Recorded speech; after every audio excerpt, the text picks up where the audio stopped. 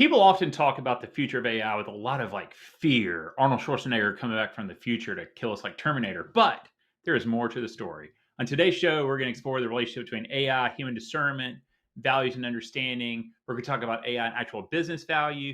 And we're going to talk about like AI in China and the implications around that. AI, modern work, security. We'll unravel it for you.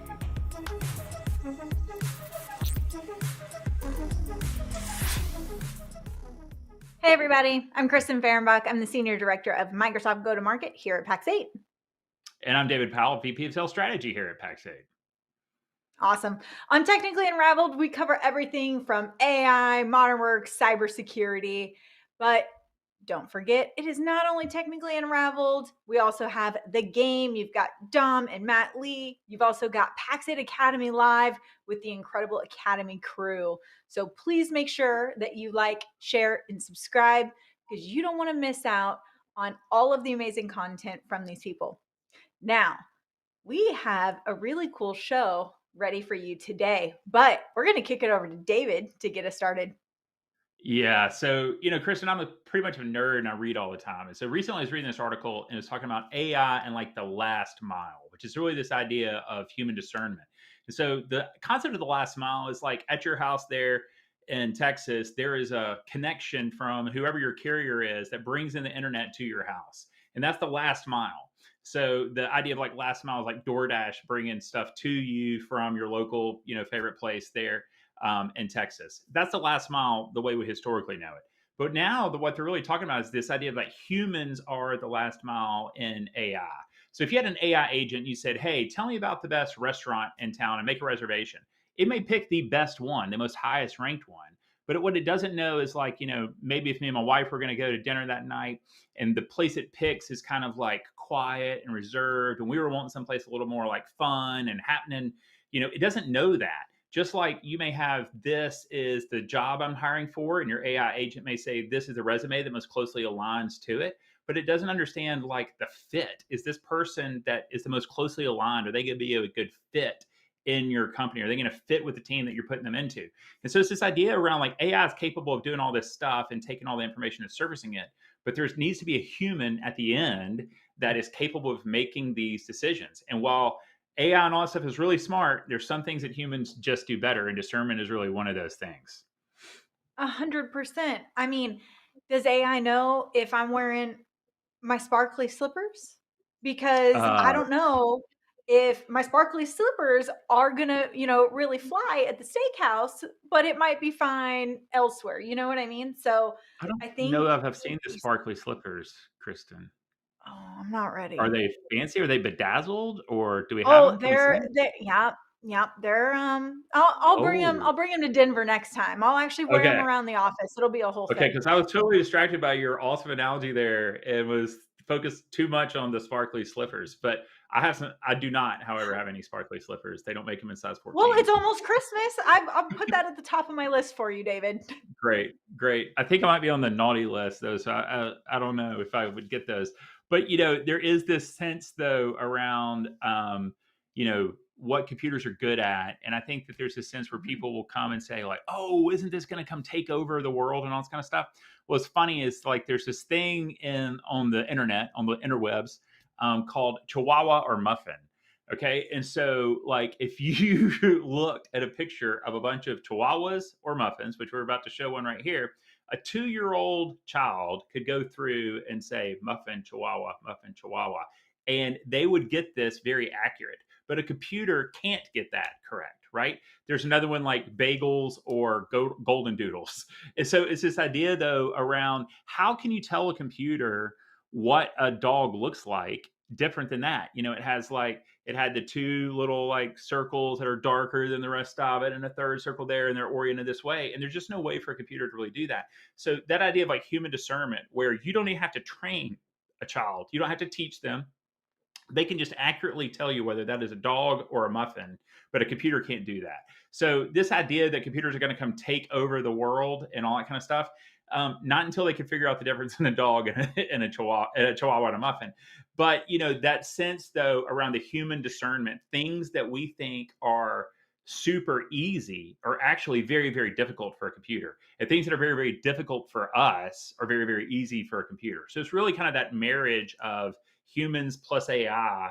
And again, letting the human stay in that last part of the loop is like a super important, piece around that. And I think that's where a lot of business value creation can come from. 100%. Because if I'm going to go into Excel, for instance, and I'm going to write an if then statement and I'm going to, reference all these different documents, look, it's going to take me a minute. Let's be honest here, right? Like that is not always my strong suit.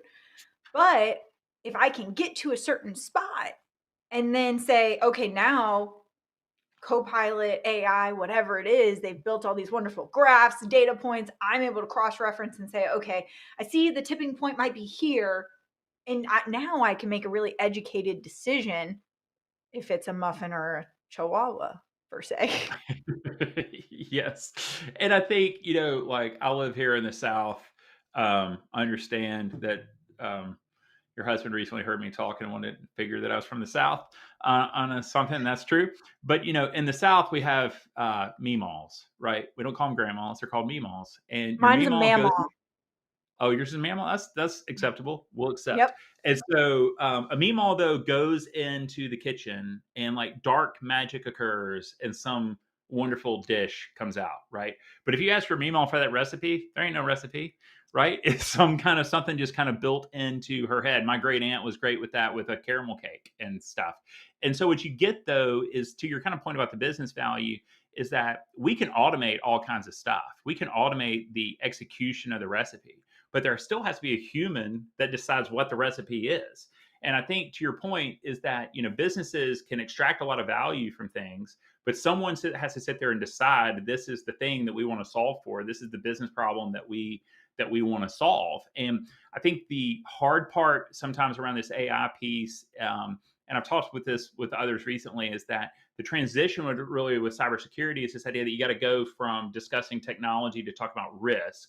And now I think with AI, it's really about business process reengineering, and AI is just the way you solve for it. So really with cybersecurity, it's this idea like, hey, we have this business risk and here's all this technology we can use to solve and mitigate that risk. Similarly, now it's like, hey, here we have these business processes, some of which are inefficient, some of which can be done by anyone, some can only be done by certain humans.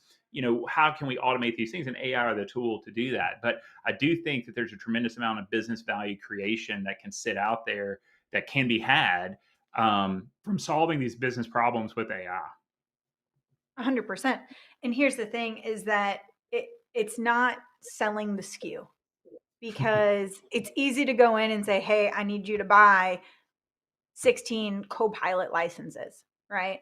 But one, do people actually know how to engage with AI? Because you've got to talk to it in a certain way, and you've got to be able to add on and clarify and continue that conversation. It can definitely take a little bit of getting used to, and it changes the way that people work. But as far as going in, it's really selling the solution and the big idea, David. And so we're saying, hey, you know what?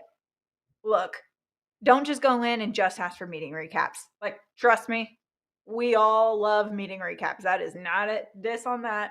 I use it every day. However, there's just so much more value that's underneath. So, David, Yeah. you're always out in the field, you're talking to people. Like, what are you hearing as far as the actual business value in AI right now? Yeah, well, I think some of it is this early stage of kind of ideation of showing people what is possible out there. Is I don't know that people totally understand what the capabilities of it are. I will say that since we were at Microsoft Ignite, I spent more time in Copilot Studio, and man, I really thought that I was going to have to be like a super nerd to understand this stuff or be able to write some kind of code. You really don't. It's really just natural language where you're having this conversation and refining this Copilot agent on your behalf, and it helps you build it on the fly and it helps you refine it and make it even better. And so I think what I'm hearing out there in the business world is just now they're beginning to get this sense of what's possible besides to your point, asking it to plan a trip to Croatia or write a poem, or something like that, or summarize a meeting. Those are all kind of cute parlor tricks, right? But the idea of like, what's the actual business value I can create? I think a lot of it is looking at, okay, what are routine tasks what are things that people do that are maybe like considered low value work to that person that you can automate out with some kind of AI agent, and then come back up to the top and focus on higher value work. Interestingly, after Ignite, I got on a call with one of our best co-pilot guys, and I had Maddie that travels with me and works with me on a lot of stuff on that call. And we created an agent like on the fly in less than 20 minutes that she does cybersecurity marketing for us. And it was like, okay, can we create a personalized newsletter for her that every Monday will send her an email that summarizes the cybersecurity incidents from the prior week and tells us what's relevant from our largest cybersecurity vendors and what they have going on in an email tailored to her, that summarizes this information. And it was super easy. And we built that, and we don't know how to do any code at all. So in less than 20 minutes, we built her a personalized newsletter focused on a topic that she wanted, which was to save her a ton of research time herself during the week. So I think socializing things like that and casting vision for the business community around here's what's possible with Copilot, here's some things that you could do, I think really helps, because now that people can kind of conceptualize, oh, if they're doing something like that, I could do something like this. And then it pushes them towards wanting to do something about it. So I think it's really important to, I hate to say like tinker with it, but it really is tinkering with it. It's just tinkering with it and saying like, okay, what can we do with this? And what real business value can we extract? 100%. David, you could probably close like, I don't know, 47 tabs if it's doing all that research for you. And, kind of, no, okay, it's a little scary. I But don't want to have them summarized, Kristen. I want to read them myself. I know. But I did hear another really cool one where this company, their RFP process, it was taking about 2.5 weeks. And so implementing agents, Copilot, different AI tools and resources, they got that RFP process down to less than 2 days. So when Microsoft says the art of the possible, this is the kind of stuff that they're really excited about. Is how do you take something that is so detail oriented, it takes all this time, it takes these people, the research, this, and how do you condense that? And so it's not replacing the person. The person still needs to go through it, read it, make sure it's factual. We still need lawyers, let's be clear. But it is going to help streamline that process. And then what can that person do with the rest of the 2 weeks? You know what I mean? They're probably going to be able to do more research, tinker a little bit more. They're going to get just so much more time back. So I think it's super interesting as we go through it. Well, on my list over here, I have talked to Kristen about, but one of our folks here at Pax8 worked with one of our partners and helped them create, I want to say it was 5 prompts, and to automate some of this stuff with Copilot agents. And when they ran the numbers of who was running those things and what the hourly cost of those people happened to be, it translated into almost $350,000 of time saved for their people. 350 grand, right? And so again, that's not, they didn't replace anybody. They just took this work off of people that were doing it. And so I'll talk to you about that later, because I think we'd love to do a case study on that issue. But how much, that was just 5 prompts, right? So how many other things like that are there in businesses that can create real meaningful value for the organization? Man, and I have one more question kind of before we shift topics, David. I mean, when we look at AI, I mean, are you seeing this as like just a bolt-on product? Or are you seeing this as more like, hey, this is a new work stream? This is like, you've got modern work, you've got Azure, you've got insert. Like, is AI just something that just sits on top? Or is this something that we're saying like, hey, you know what? Let's define a business strategy for AI specifically? I think there has to be a business strategy for it specifically. I think there's 2 things at work. One is like company level things. Okay, so as a company, you sit there and you say, what are things that we do as a company that we would prefer an AI agent to do? Things like RFP response, like you described earlier. So a company makes that decision that these are the functional tasks that are pretty routine that we want an agent to perform. Then I think there's the personal piece, which is like, okay, in my personal life, at work, what are things that I don't enjoy doing? And by the way, Kristen may enjoy doing those things. And so what can I use an agent to automate that stuff out for me? And then somebody else may automate different things out. But then I think what you end up with is almost kind of like a GitHub repository of agents. There's a different vehicle for that, but just like software code is reusable, you can put these agents out there, and then somebody could be like, oh, what David automated is very much in line with what I want to automate. I'll just grab his agent, tweak it a little bit, and then it will work for me. So I think there's kind of like two tracks. One is, as a company, how do you look at things that are routinized and maybe low value or time consuming? And is there an agent that can make that more efficient, more effective? And then personally, what are things that I want to kind of carve off my plate so I can focus on the stuff maybe at the bottom of my to-do list that never gets done because I have these other very time consuming tasks, and automate some of those tasks. So I would say I kind of look at it both those ways. There's a company way, and there's the individual contributor way. I like it. All right, cool. Well, David, take us into our next one because this one's interesting to me. So this is a big topic, literally a big topic. Is the very large country of China, right? And so how do we think about this idea of like our free market approach around AI versus like China state-controlled approach to AI? And for the record, I know the topics that we cover on here, AI, cybersecurity, all that kind of stuff. There's a topic, that surfaced several years ago around Huawei. And we're not allowed in the United States to use this particular vendor because they're closely linked to the Chinese government. I know that you had some conversations around this in your world, Kristen, as it relates to Huawei. I did. I was still actually at Microsoft when a lot of this was happening, and like we stopped selling devices. They were taking them off shelves. They were like, no, we are not associated. We're good. Like, let's take one step back.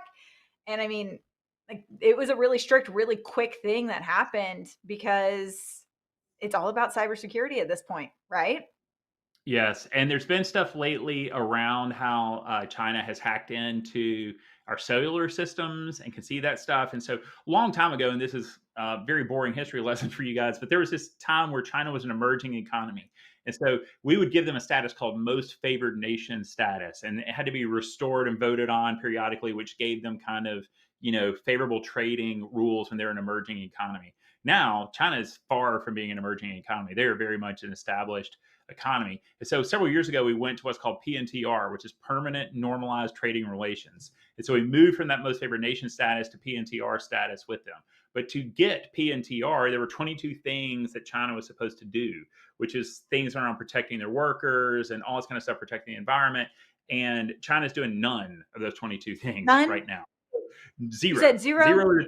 Zero to 22, right? And so we've got this unlevel playing field to where you look at things like TikTok, where they say they aren't mining information on users, but they're 100% mining information on users and all that kind of stuff. So you got this weird unlevel playing field to where we're playing by a set of rules and China is not playing by a set of rules, which is why I think, though, in an emerging technology, is they're really trying to put guardrails and huge regulatory guardrails around AI, and we're going to be taking a much more free market approach where we're going to allow companies to explore the edges and identify these different use cases. So when it comes to this, the implications of that is that America is probably going to be better positioned in the AI space because we're going to let the free market drive and creativity, thrive, as opposed to kind of the more of the command and control economic model that China's going to put on top of this.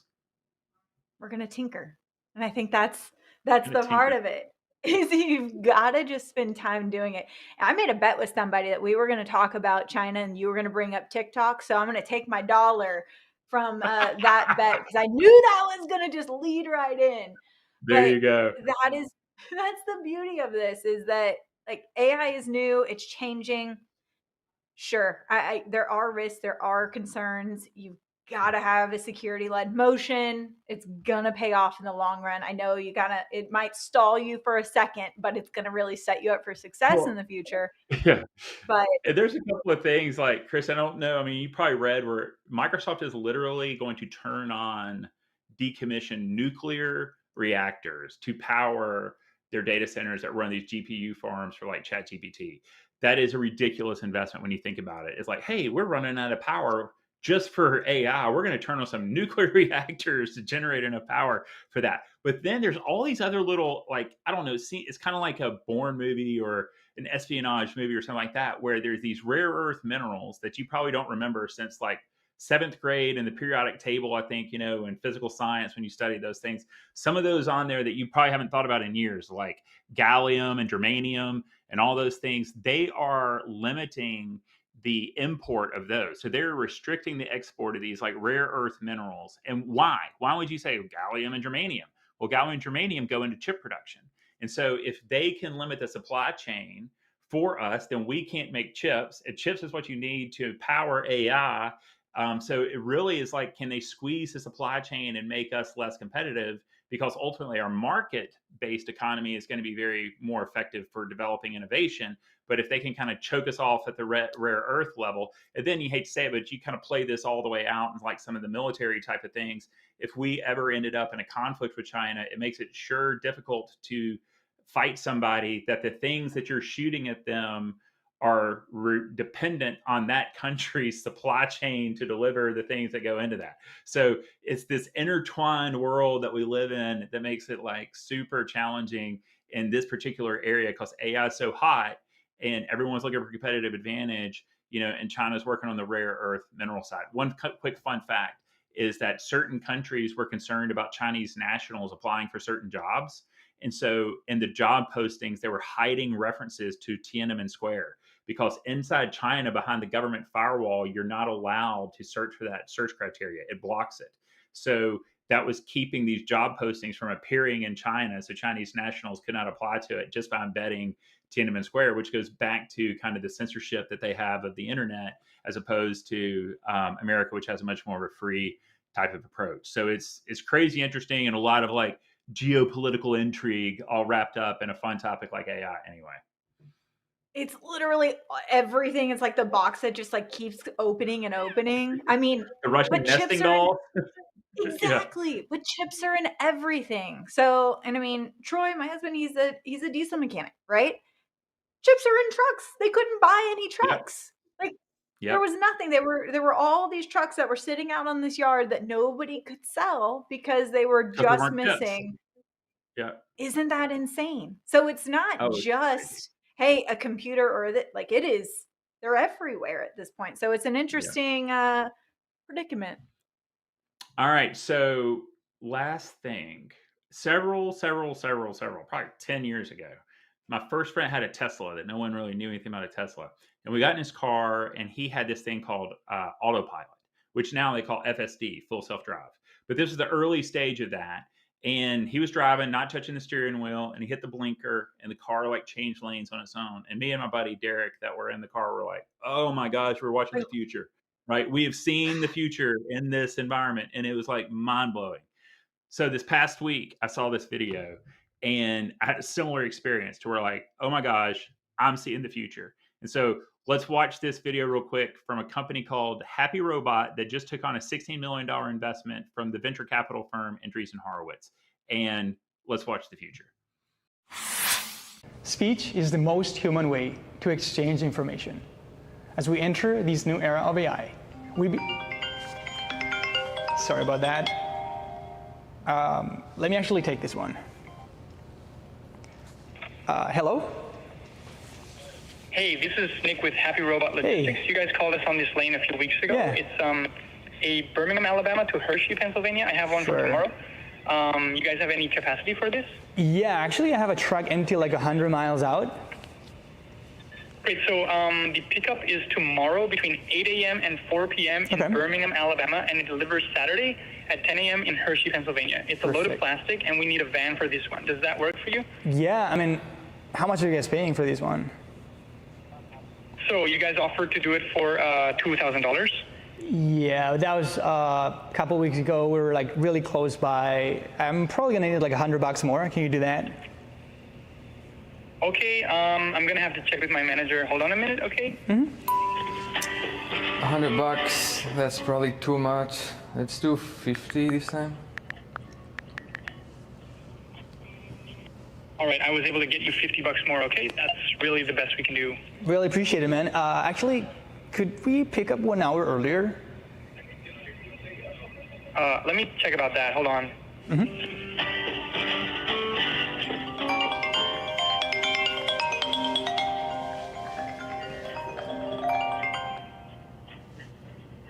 Hey, what's up?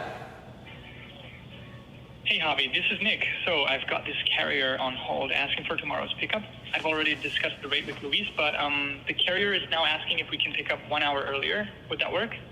Yeah, this shipper has some flexibility, so yeah, you're good to go. Cool, I'll ping you on Slack once I close this one. Thanks. All right, thank you, bye. Hey, thanks for waiting, man. So Sure. I can have you pick up an hour earlier. That's all right. Appreciate it. You know what, actually, I was in the middle of something. Can you put you on hold? Sure, no problem. Just let me know when you're back. Thank you. The AI you just heard has already automated millions of phone calls across supply chain. And not only phone calls, email, text messages, really any type of communication. Our AI keeps things moving. We are Happy Robot, AI communication built for logistics.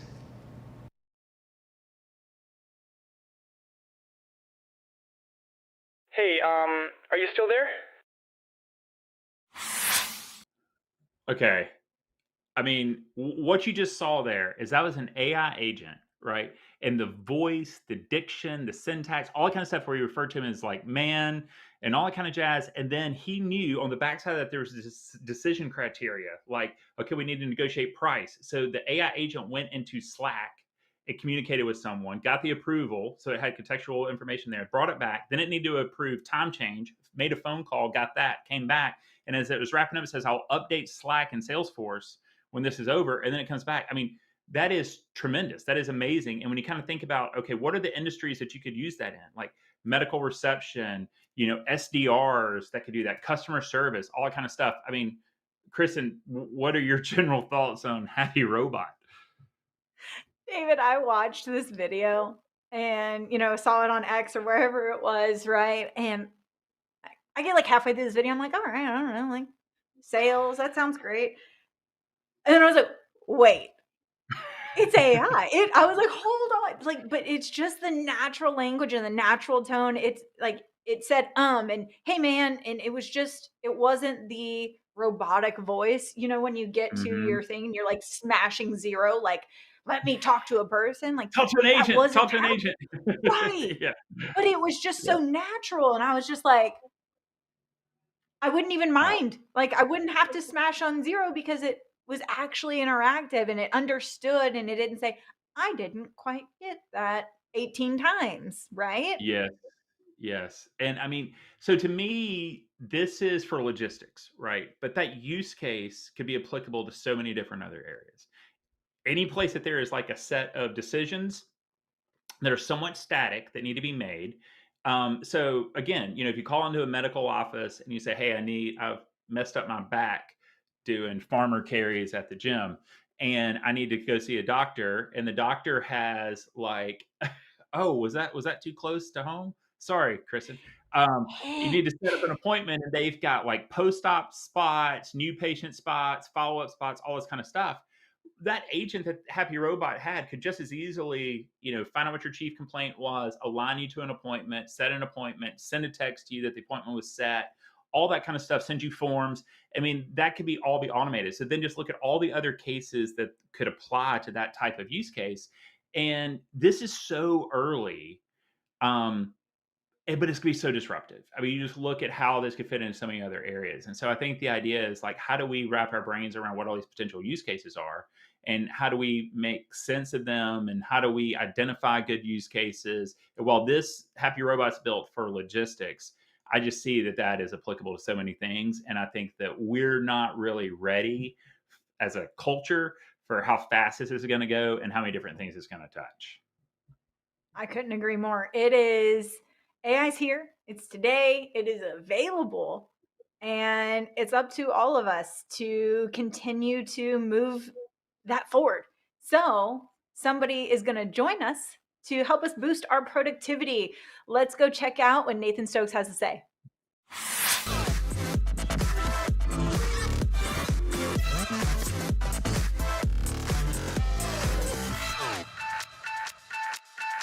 Hey everyone, it's Nathan here with your Copilot tip of the week. I want to focus on collaboration.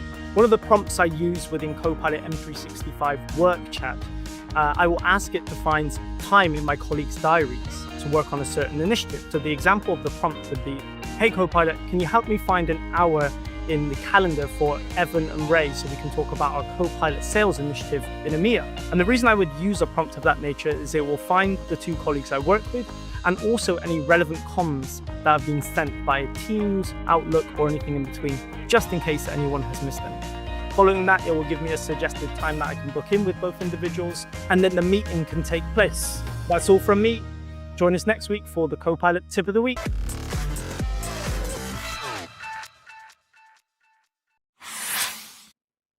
All right. Big thank you, Nathan. I look forward to the Copilot Tip of the Week every week. David, this time went by so fast. What a good conversation. I do want to say, one, thank you for attending Microsoft Ignite with us, because with that, this next week, we are going to do a full wrap up, David and myself, with all things that went down at Microsoft Ignite, Microsoft's biggest event of the year. You don't want to miss out. Please make sure you tune in live if you can, but make sure you like, share, subscribe, because we don't want you to miss out. And we will see you soon. Kristen, do we do anything dorky in this thing next week? Oh, I don't want to tell them. Okay, fine. I mean, we got a little clip. You want to play the little clip? I mean, I feel like there's some dorky stuff. All right, small teaser. Let's see it. Hey everybody, welcome to Microsoft Ignite, Microsoft's biggest event of this year. We are live here in Chicago. We're here to learn all the new stuff that's going on with AI, breakthrough technology, and build relationships with our partners that are here. So we're going to bring you exclusive interviews, highlights, and insights from the show. Join Kristen Fehrenbach and David Powell for an inside look at this year's Microsoft Ignite conference. You don't want to miss it. Tune in on December 19th at 2 p.m. Mountain Time. Okay, the Peter Millar quarter zip though that I got for going with you guys is going to be, coverage for the dorky stuff of the hand clasp. Yeah, So, that was rough. I love it. Awesome. Go. Thank you everybody for tuning in. David, thank you for being a good sport. We will see you next time on Technically Unraveled.